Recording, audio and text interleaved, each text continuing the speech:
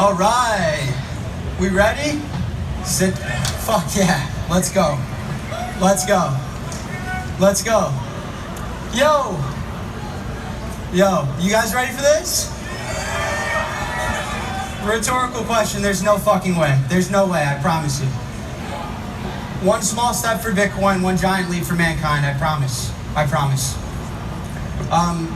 So today, we're going to talk about Bitcoin for countries, and in particular, the human freedom and financial inclusion that Bitcoin for countries brings. So the Federal Reserve. Anyone know what that is? We're seeing unprecedented amount of monetary expansion from central banks right now. It's very scary. The far right side of this chart should scare everyone in the room, no matter where you live. And inflation is not distributed equally, right? The fact that this is supposed to be inflation, we all know in this room, is bullshit. This chart shows no inflation. This chart tells me that inflation, aside from this chart, what does this chart tell me? There's a problem. This chart tells me there's no problem. That the CPI, the Consumer Price Index, defines no inflation. Inflation should never realistically exceed 4%.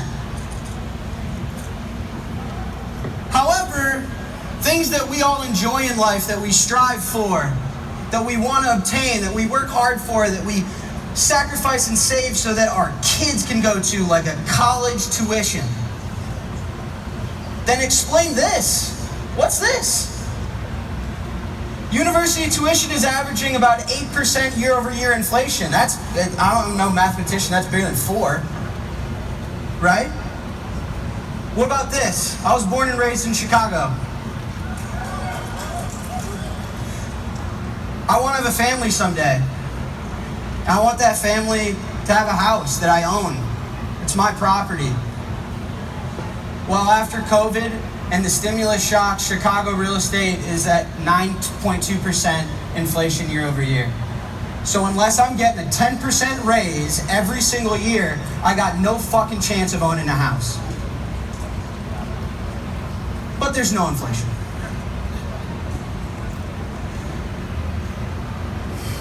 Central banks are increasingly taking actions that may cause harm to the economic stability of developing countries and emerging markets. This is a huge deal and a huge, huge problem. The large-scale printing of dollars by the Federal Reserve has an unintended spillover that's drastically impacting the quality of life of those less privileged and those that need help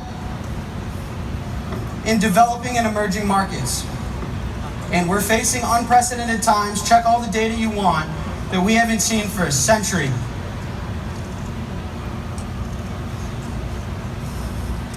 Hidden inflation causes rising rates, and it crushes emerging markets.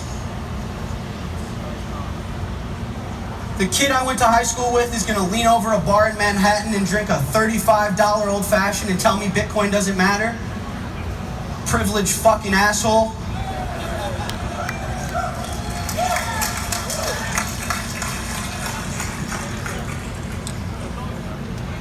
This is real, and it's happened, and it's happening now, and it's really scary.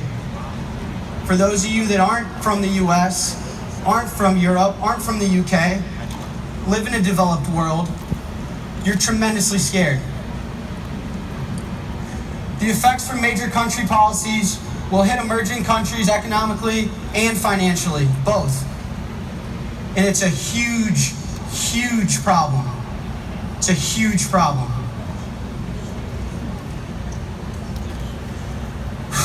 Bitcoin fixes this. Bitcoin fixes this.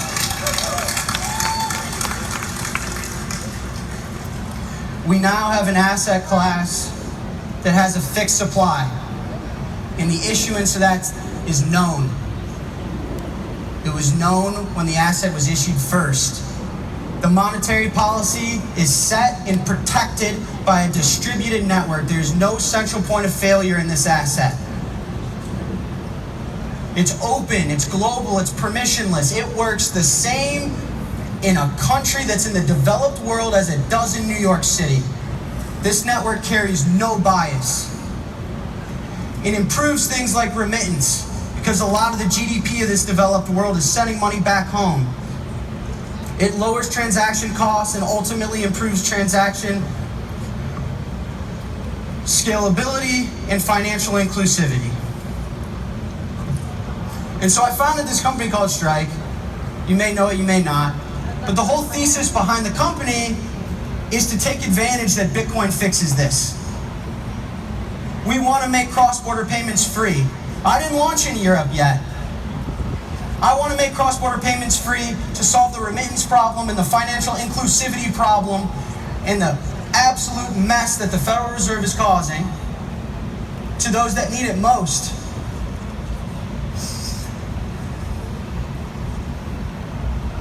El Salvador is a great example. It's a country that uses the dollar because in a civil war they lost their own currency.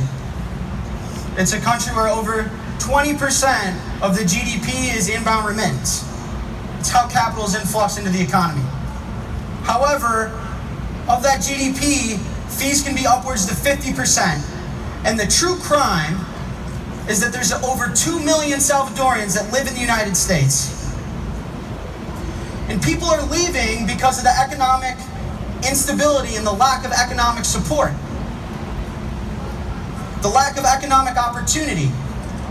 What that does is it causes individuals to rely on crime and violence. And it ruins the security of the country. And it's generated a tremendous immigration problem. But if you rewind those steps, if you can fix the money, you can fix the world. If we can provide economic stability, economic opportunity, financial inclusion, and if we can build an asset that is defended by an open distributed network, and we have cyber hornets that will fight on that hill and die on that hill and protect it, and we can fix that, then they won't have to resort to crime and violence. They won't be subject to the intermediary financial system that's taking 50% of their remittance. They won't have immigration problems, and they can love the country that they were born in.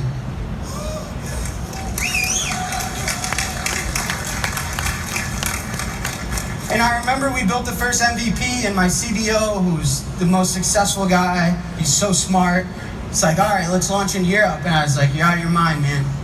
I gotta go to El Salvador. That's what this is all about. This is all about helping those that need it.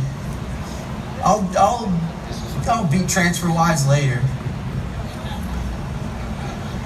And I went and I lived there. I lived there for almost 3 months. Sorry. You're such a good speaker, oh my god. What a little hooker. Good, really good. I tried to collect a remittance payment. I couldn't do it. The ATM didn't work. There was a lot of dirt roads, and it was sad. There just wasn't a lot of hope. I gave talks. I talked to the kids. I told them, man, we got this. Bitcoin's here. We got this. And I'll tell one story. There's a guy, his name's Chimbera, and I spent a few days with them. It was my first week there. He sat me down, and he said, you know, my grandfather was a fisherman, and my dad was a fisherman, and I thought I was going to be a fisherman. I'm not like you. You got a Chase bank account. You get a debit card. I fish. Nothing more, nothing less. Until Bitcoin, man. Like, I got hope. I scan the same QR codes you do. When Bitcoin goes up 10%, Michael Saylor makes a lot of money. So do I. So do I. Chimbear's never had a bank account, but he's got a Bitcoin wallet. Chimbear's never had a savings account, but he's got a hardware wallet.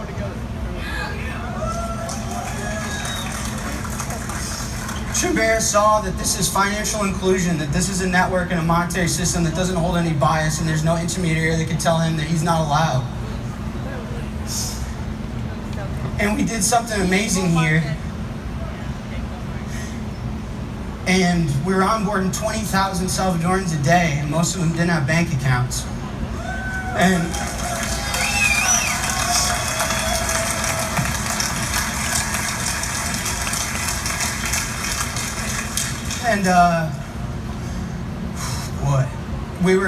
Remittance was free. Remittance was instant. Lightning Network works, man. The Lightning Network works.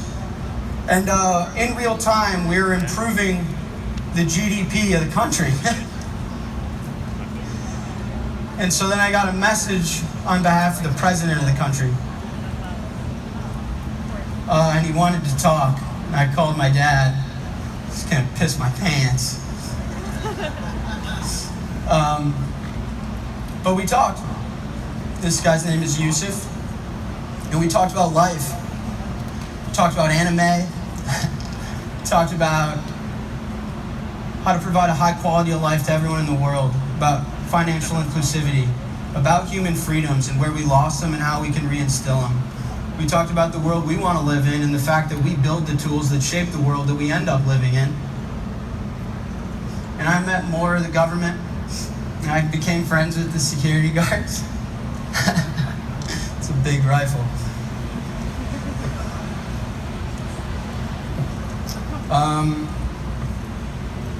And they dropped some really heavy stuff on me.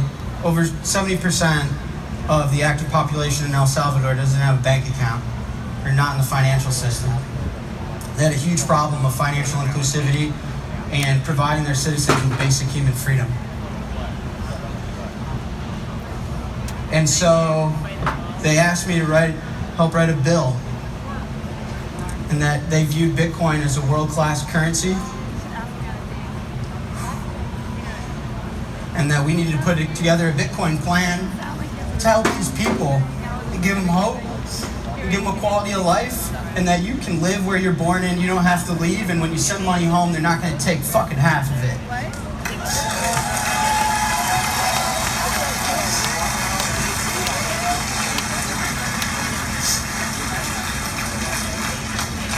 And I worked really hard, and I lived there, and I got to know the community, and I made friends that I hope will be at my wedding someday. And so, with all that being said, I'd like to invite now someone I've spent some time with to share a message. And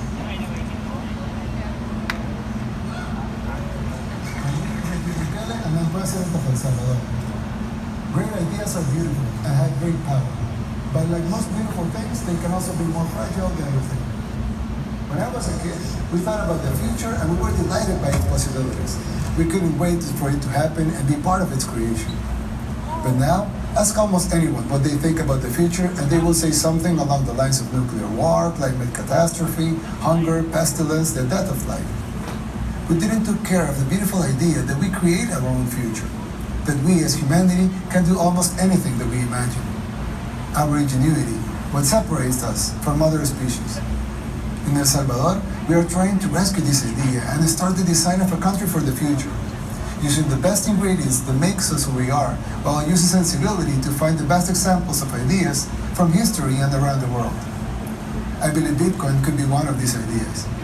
That is why next week, I will send to Congress a bill that will make Bitcoin a legal tender in El Salvador. In the short term, this will generate jobs and help provide financial inclusion to thousands of the former economy. And in the medium and long term, we hope that this is constitutional.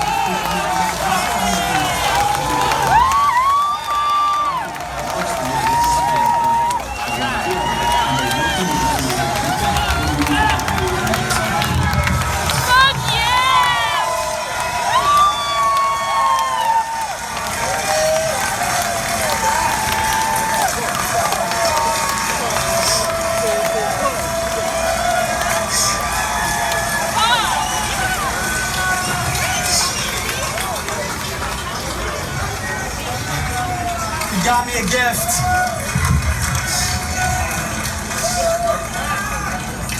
He got me a gift, a soccer jersey. It's pretty sick. I want to read my favorite part from the proposed bill. Central banks are increasingly taking actions that may cause harm to the economic stability of El Salvador.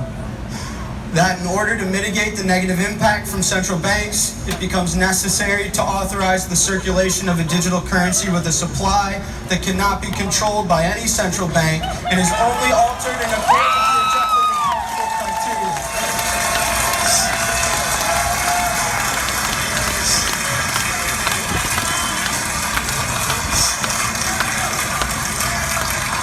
So as of now, El Salvador is set to be the first Bitcoin country and the first country to make Bitcoin legal tender and treat it as a world currency and have a Bitcoin on their reserves.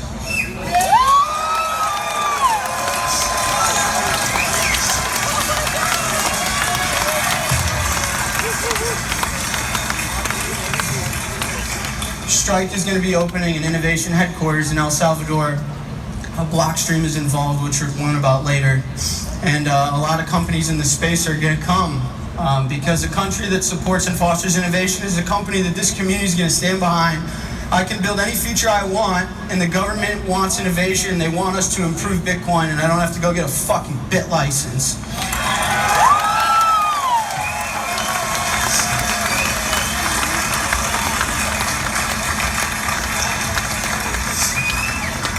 I'm also going to be open sourcing all the work I did, and it's going to be called Bitcoin for Countries, and any country that needs help, download it from the fucking internet.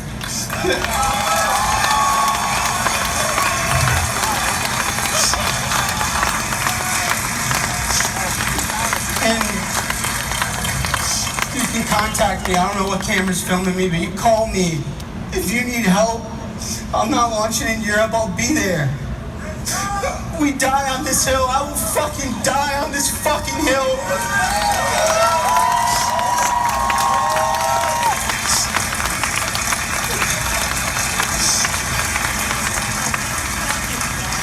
So, today, a country plugs in an open monetary system and gives their citizens hope.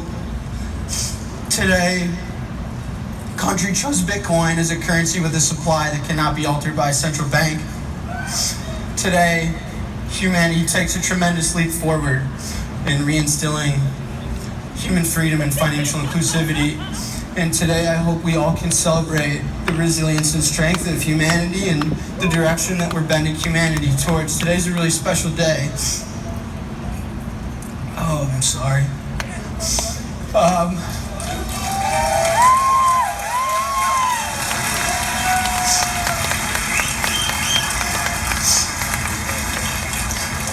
Because everyone in this room, man, don't let people tell you otherwise.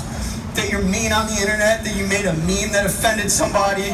This is all the code we wrote, all the PRs we reviewed, all the Twitter threads that defended nonsense.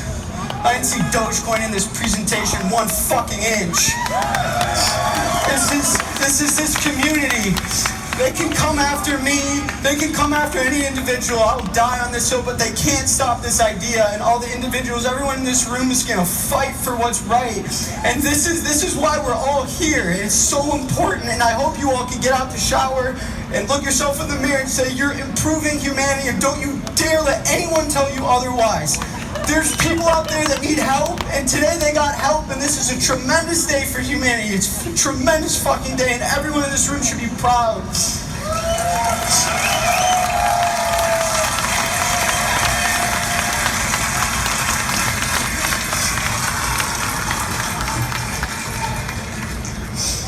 Well, my clicker's dying, so I don't have my next slide, but I'll end it. The reason I labeled the talk the way I did is because I think that this is one small step for Bitcoin. It's not a big step for Bitcoin. It's just another node on the network. It's another wallet. Just another president's just another Bitcoin hodler, just like all of us. The network doesn't know who he is. The network doesn't give a fuck. And if he gets mad at the network's not gonna flinch. He mines an invalid block. my node won't accept it. It's a small step for Bitcoin. It's a small step for Bitcoin, but it's a giant step and a giant leap for humanity. And the fact that there are people that needed hope and they found it in Bitcoin, and this community's fought for this moment, and I wanted to share it with you guys, and I'm so proud of everybody in this room. And we got a lot of work to do, but I hope today you find solace in knowing that you helped those that haven't been helped in maybe 250 years.